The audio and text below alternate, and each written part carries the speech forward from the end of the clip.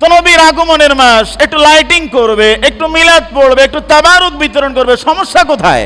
কথা বলেন না কেন? আপনার এত সমস্যা কোন জায়গা থেকে হচ্ছে? এই জন্য প্রিয় ভাইয়েরা, নবীর আগমনে পৃথিবীর সকল কিছু আনন্দিত, পৃথিবীর সকল কিছু পুলকিত। এই জন্য প্রিয় হাবিবের আগমনে আমরা সবাই খুশি। তবে হ্যাঁ, খুশি হয়ে বাসায় শুয়ে ঘুমাইলে হইব না। 5 ওয়াক্ত নামাজ মসজিদে এসে পড়তে হবে। যে 5 ওয়াক্ত নামাজ পড়ে আল্লাহর হাবিবের সকল বিধিবিধান মানে, সে মিলাদুন নবীও মানে, সিরাতুন নবীও মানে। আপনি মিলাদুন নবী মানলেন, নামাজ পড়লেন না, নবীর সিরাতুন নবীর জবাই দিয়া মিলাদুন নবী পালন করলেও হবে না। এবার বুঝিনি কথা?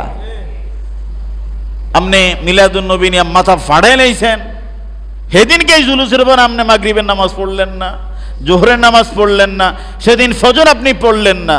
আপনি আশেক রসুল, আর যাই হোক, আপনি আশেক রসুল হতে পারেন নাই। আপনি দাবিদার। আপনি কি?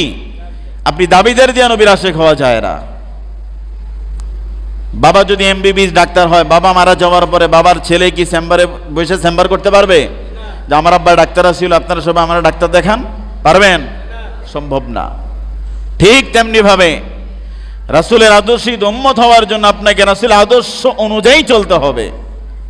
রাসূলের আদর্শের বাহিরে এক কিঞ্চিত পরিমাণ চললে আপনি রাসূলের আদর্শে উম্মত হতে পারবেন না। এই জন্য প্রিয় ভাইয়েরা, আমরা বিনয়ের সাথে আপনাদেরকে বলছি, রাসূল করিম সাল্লাল্লাহু আলাইহি ওয়াসাল্লামের আনন্দে আমরা যেমনি খুশি, ঠিক তেমনি ভাবে প্রিয় নবীজির সৎকর্ম জীবন, সকল ধরনের পারিবারিক জীবন, আন্তর্জাতিক জীবন, সকল অঙ্গনে প্রিয় হাবিবের ভূমিকা ছিল না?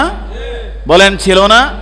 আমার নবীজিকে রাষ্ট্র পরিচালনা করে নাই, সমাজ পরিচালনা করে নাই, মানুষের মধ্যে টাকা ভাগ বটরা করে দেয় নাই, তো কোনো কিছুর মধ্যে কি হেরফের ছিল?